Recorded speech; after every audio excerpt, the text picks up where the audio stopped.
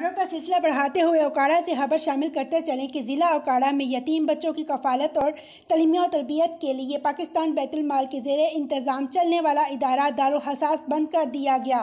100 سے زائد بچوں کا مستقبل خطرے میں پڑ گیا۔ بچوں اور والدین کا احتجاج، ادارہ کھولنے کا مطالبہ۔ مزید جانتے ہیں اپنی نمائندہ اشتیاق احمد جٹ سے۔ اوکاڑا کے یتیم اور بے سہارا بچوں کی کفالت اور تعلیم و تربیت کے لیے حکومت پاکستان کی جانب سے پاکستان بیت المال کے زیر انتظام بنایا جانے والا ادارہ فنڈز نہ ہونے کا بہانہ بنا کر بند کر دیا گیا۔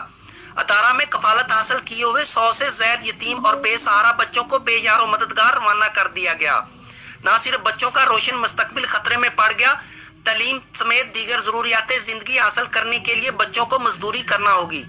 ذرائع کے مطابق حکومت کی جانب سے پہلے سویٹ ہوم کا نام تبدیل کر کے دارالحساس رکھا گیا، بعد ازاں ادارہ ہی ختم کر دیا گیا۔